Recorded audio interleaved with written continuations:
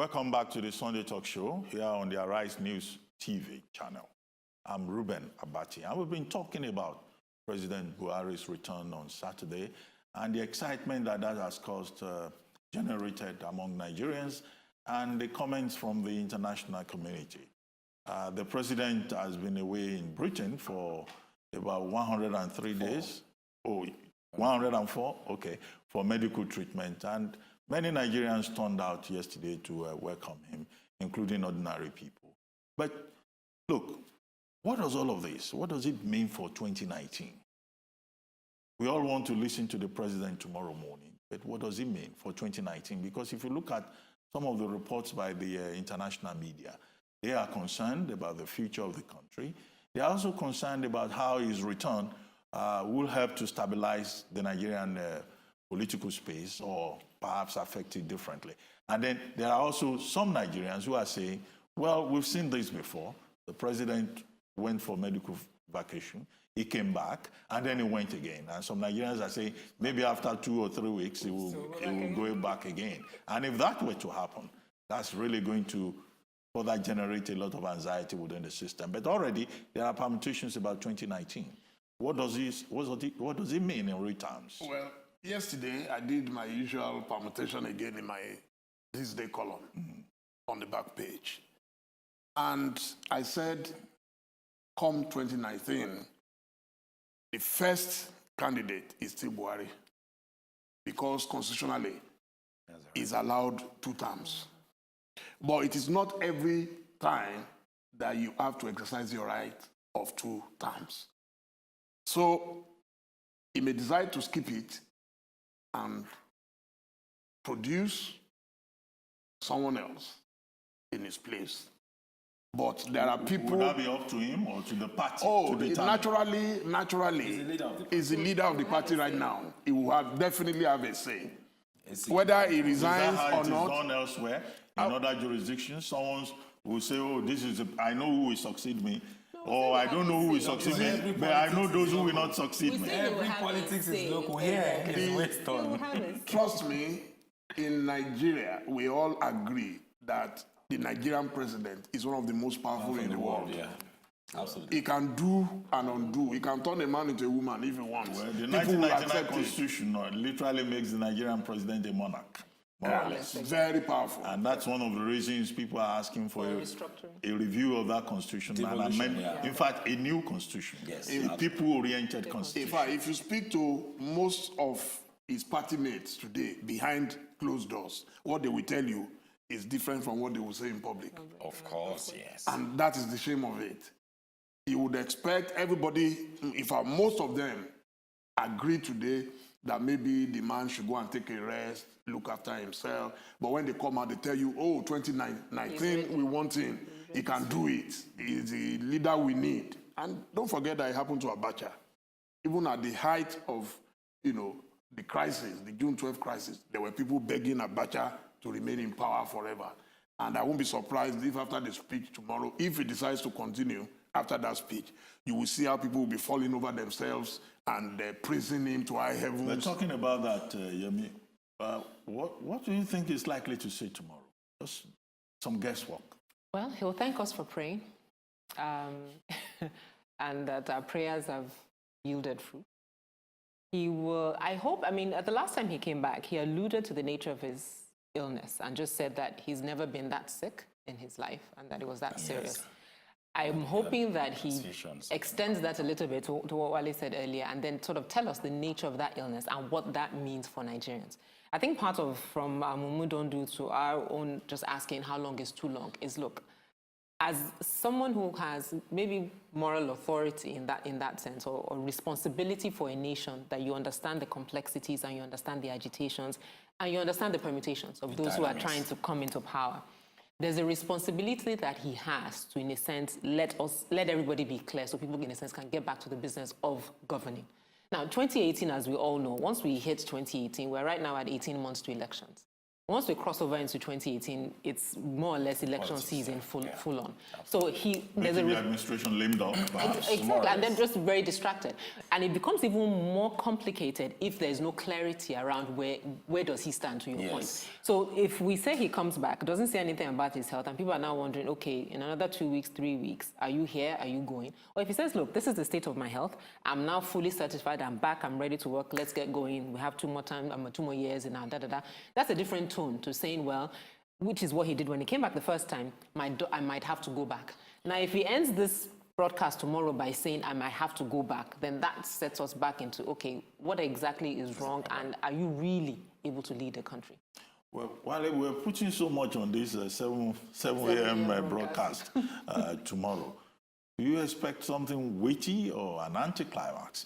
Because sometimes when you expect so much from a speech, you'll be surprised. It will just be 5 minutes and it has no substance, and it will be full of platitudes. Or you think that the presidential handlers will seize the moment and use the opportunity to energize and reassure the nation? 104 days, it's a long time for a president to be away. So I would expect that he's going to seize the momentum tomorrow. If he misses it, that's the end, honestly.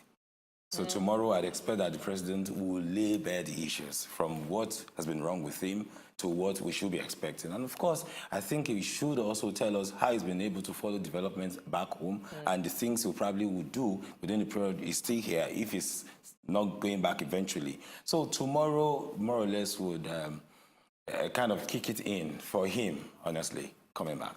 I think if I were in his shoes, I would make plans immediately to find an alternative to going to London. It's going to be difficult for him to sell London to Nigerians again. Absolutely. It's going to be difficult. Nobody's going to buy that. So if he has to import his doctors and get all the equipment down to Nigeria, something must be done permanently this time. Well, the pro-Buhari protesters were saying sickness is not a crime. I saw that in some of their placards. And they are saying if the president needs to go back to London and spend another 3 months, that, he should go ahead and take care of himself. People say that. You know why people say that? They are benefiting from the crisis. But the truth of the matter is he cannot sell London to anybody again. I'm a supporter of Buhari, and it's become totally embarrassing. Everywhere we go, people are asking questions. So did we elect your president to become the Nigerian ambassador or high commissioner to the United Kingdom? In fact, if you see all kinds of caricatures everywhere. But we should ask you, Reuben, you've been in Aso Rock. What is the process of doing a presidential broadcast? 7 a.m. tomorrow. Well, I mean, the issue is not even just about the broadcast, because you can get cameras and the thing will be recorded. There's a team in place. It's about the content of the speech, and I've not been contracted to come and help them write a speech. But I'm sure that there are people there who should know what the president should say. But a lot, of course, depends on what the president himself wants to say. Project. So it's not the opinion of the speechwriter. The president is the symbol of the democratic process, particularly in the presidential system. Did you have a committee in your time, or how was it done? I was going to ask. The president. We had a speech writing team, and we assigned copies. Sometimes copies can even come from civil servants, but nothing goes out there until the president himself says, "This is what I want to say," particularly for this kind of moment. Okay, and after the draft has been brought, of course, the president himself will look at it, he will approve of it. He may ask 2, 3, 4 other persons to look at it, particularly because of the importance of this particular kind of moment. It's not a routine speech. Right. It's like a State of the Nation address. And I hope that they will see it from that perspective. State of the Nation in terms of the issues that came up in the last 104 days, as you said. And I imagine that, by now, they should be preparing to record the speech. I don't imagine that the president will be put on TV and asked to speak extempore. And I also do not imagine that the president will be asked to speak in Hausa language, as happened on one occasion. So you saying it's going to be a recorded speech? Oh, it has to be. I will advise that it should be recorded, so that all the tonalities, the inflections, and you can record, you can edit, and be sure that you send And for across the someone right. who is just recovering. And even the Yeah, body the stamina. language, the visuals, the optics, must be the type that says. Okay, so talk about the mindset of the president. Are you saying that it's going to be an initial briefing by the president to say this is what I want tomorrow? Well, I mean, you must consider the fact that President Buhari is not new to this game. He was president before. He played as a statesman for a while. He ran for presidency, first time, second time, and he got it eventually the fourth time. So it's not as if it's a mumu that is, going to make the address. So he will have his own ideas of what he wants to say. And political leaders like to, insist on what they want to say, but he will get inputs. And the speechwriters, their job is to make sure it's cast in very fine language, and that sensitivities are managed. I hope that they will be able to come up with a good copy. But if they come up with an empty copy without good quotes, then it will be very disappointing. That's very important because, one, the president hasn't gotten a good reputation for a very good communication. I mean, so there's been issues over this presidency of his sort of comms team and how they relate to Nigerians and communicate with Nigerians. So as you said, I think it would really help if they saw it as a State of the Nation address, because over the course of his absence as well, part of what has been a recurring decimal is Nigerians saying, address us, how are you? Like, we want to see, we want to hear. Before that, you people are trying to take over my assignment as the anchor of this. But, I mean, we've been talking about President Buhari, but there's another president, the American president, who is just as embattled. And President Trump already, some Democrats are even saying that the 25th Amendment of the Constitution should be invoked. And in this regard, the 25th Amendment is saying that there should be some kind of medical examination as to whether President Trump is mentally sound enough to continue to lead the United States. And all of this is in the context of some of the statements he has been making, his personal conduct, and how his administration appears to be unraveling. But his supporters, those who voted for him, are still rooting for him. Well, but some Republicans, too, are beginning to raise questions, particularly in the context of what happened recently in Charlottesville and the rise of the politics of hate, the rhetoric of bigotry, and his initial refusal to confront the issues and provide the leadership that was required. And then more Americans voted against him. Let's never forget that. His is a personality built around prejudice and paranoia. That notwithstanding, I've been a bit worried. Why is, staff are being fired every now and then? What really is the problem? He's running America the way he runs a business. Yeah. He has the power to hire and fire. Oh, really? Oh, yeah, that's the way he's a businessman to the core. He's not a politician. Well, And those who voted for him, that's what they voted for. well, except that business is not necessarily politics. Yes, and but when you run a country, there are so many other levels, so many other issues, Considerations, and complexities to consider. We'll go on a short break, and then we'll come back and then look more, take another look at this American situation.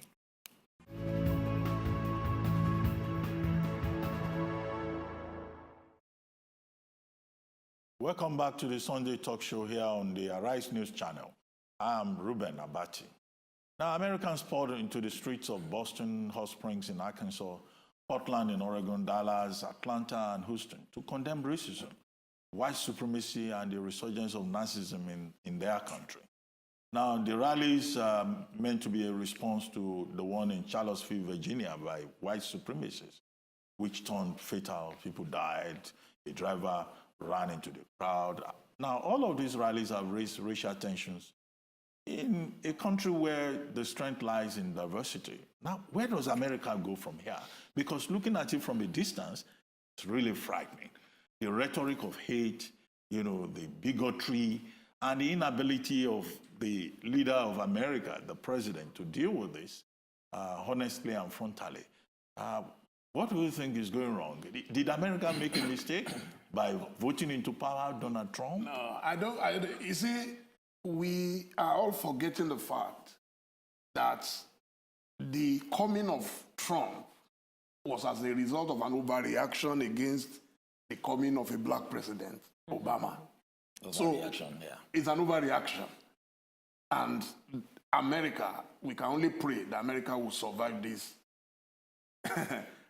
development. It's very, very unfortunate. We saw it coming. Non-Americans like us saw it coming. But the Americans couldn't be bothered. They just wanted everything to do with Obama to go away. And then they brought a man that they felt would dismantle everything, Obama. And you can see he wants to dismantle Obamacare. He cannot, the same man who accused Obama of not calling Islamic terrorism is the same man now who cannot talk about white supremacy. Well, we raised the point earlier about competence. Wale, do you think Donald Trump should be impeached so that America can reorganize itself? And there are persons who are already saying his vice president, Mike Pence, will probably make a better president. Whenever the issue of Trump comes up, I'm very biased. I would rather say yes to your question, start with. Then, like Bob D just said, another thing that the Trump presidency has, exposed about the American people is that it's an essentially a very racist country, and that exposed America, before the war. So right now, America is going through crisis, a major one, and then of leadership, and that leadership is, if not completely absent, is defective, and Trump is not in a position to change the tide for America. It's actually a very sorry one for them. But he's been deserted. I mean, his arts council has deserted him. The Business Advisory Council, some of the persons already said, look, they will rather go. There are persons in the government also who either have left or are on their way out. Yemi, how do you think, President Trump will survive if everybody is deserting him? He's made a name for himself, surviving through very interesting situations. But I think for me, it's more about America and America being very introspective. So yes, he won the election, but more Americans voted against him. That's number one. Number two, yes, his followers came out in numbers, but there are a lot of people who didn't come out to vote because either Hillary's emails was a problem or they couldn't be bothered. Some of the conversations we have about Nigeria as well, when people say, well, I don't like either one, I'm not going to bother to vote, then you see the result. I think it's also very interesting in this context that Obama has the most liked tweet in history in response to what happened in Charlottesville, and it was a Mandela quote. No one is born hating another person because of the color of his skin or his background or his religion. Yeah, I remember that too. Exactly. With the picture of... exactly. I mean, a very, very powerful picture. The fact that it's the most liked tweet in history says a lot. And the fact that the sort of leadership that Obama is providing, even as an ex-president, is what people are looking to, that, okay, this is how human beings are supposed to behave when things like this happen. So I think it's really very interesting. But more also interesting for me is the fact that you had business leaders quit before he disbanded the council, the arts council quit. But in the religious space, no one in his evangelical council had resigned except for A.R. Bernard, an African-American pastor in New York. And that for me also speaks volumes about also the role of the church in, one, his ascendance to power, but also now when we're now talking about race issues. What is the church, quote unquote, saying, and how are they bringing people together to heal when they're suddenly being silent on an issue that's this strong. They play a major role in this. Definitely. It's always difficult for your supporters. I mean, it's the same thing people accuse us of not talking because Buhari is in power, but you have to understand it. No, but okay, look at what Obama did. Obama has not at any point spoken against Trump. But Obama has focused on just reaffirming and reinforcing the fact that no one is born to hate, let's love one another, unity, blah, blah, blah. So the church is in the best possible place to play that role without coming against Trump. They don't have to say anything about what Trump did wrong or right, but they can re-emphasize that, look, this is a nation of diversity, as you said in your intro, and this is why we're here, we support one another. And a lot of these churches are multi-racial, for lack of a better word. So they're in a really good position to play that up, and they haven't done that. But you see, one thing that was played up in Boston, the rally in Boston, was this protest against hate speech. And that seems to resonate with Nigerians. In recent times, we've been hearing this phrase, hate speech, hate speech. In fact, the acting president, Now he's described as vice president. Not yet. He hasn't sent the letter back. He's still acting. Oh, really? Until I think President Buhari you're a lawyer, you should know. transmits a letter. Anyway, National that's neither here nor there. There cannot be two presidents at a time. Absolutely, So yes. when the other one is around, automatically. But in any case, the vice president had said when he was acting that hate speech will now be classified in Nigeria as terrorism. How does hate speech in Nigeria become a form of terrorism? It's even difficult, especially with social media, where people have absolute freedom to say anything, even when they have faces to it. There's a cybercrime law, which is very which defines certain categories of offense, and then under the criminal code, you cannot do certain things. But whether these laws are enforced, whether people affirm their rights against cyber bullies is another thing entirely. Some do. I mean, we did a study recently. I think there were 6. I mean, the names escape me at the moment. So from Audu Mekori, Kemi Oluloye, people who have actually been charged with crimes under the Cybercrime Act. Now, there are issues with the Cybercrime Act because you assume intent. So I can say, I can tweet, which was what Audu's situation was. Yeah, well, I'm not a lawyer. Okay, go ahead. But you can say something that wasn't a deliberate attempt to misinform or cause malign or cause, because the idea was like, because you tweeted something, then X person took action that then led to someone's death, and you're not being held responsible for them. So there are issues around the act, but you're right. To what degree are these laws being enforced? Exactly. Yeah, but it's not only on social media that you have the problem. Yeah. If you look at the tone of political discourse in Nigeria, there's also a lot of hate. Very true. I mean, this is the thing that led to the attack on the Charlie Boy group at Wuse Market. Okay, and people were brutalized and all that. I'm not aware that anybody has been arrested on the basis of these or about to be prosecuted. So you find a country where people just resort to self-help once they are aggrieved. And I think that is dangerous for Nigeria. Maybe it's in that sense that Professor Osinbajo said, look, hate speech is a form of terrorism because, the only difference, of course, is if you essentialize it, you then find that, well, it's not terrorism per se, but of course it's deviant behavior and it's something that is dangerous for our society. I think the best description I've heard about it is to call this generation children of anger. People are angry. You are good to me.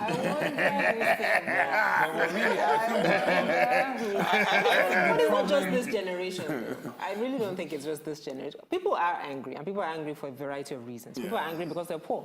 People are angry because their standard of living have dropped. People are angry because they're jobless. People are angry because they're not in the mix. They are not the beneficiaries of this administration. So people are angry for different... People are angry because ASU is on strike, and a 4-year degree is about to become a 6-year degree. So people are angry for a lot of different reasons. So I'm not quite sure that it's just about this generation. But there is a lot of anger in the land, and then it really is, are we addressing the root causes and not just putting a band-aid? Putting a band-aid. Well, speech intend to hurt. And to cause confusion and commotion. Or to instigate others to harm. When a governor says, if you kill so person from my part of the country, and then 20 others will follow in retaliation. So what's that? That's well, on a lighter note, I was reading, again, social media reports that a particular governor had said that if President Buhari returns, that he will commit suicide. Oh, wow. And I've seen some reports saying that some people are waiting. He has denied that. That he didn't say that. Oh, he didn't say that. He has denied that. That would have been interesting. That would have been interesting. Okay. But we'll go for a short break now, but stay tuned. When we return, we'll talk about the markets.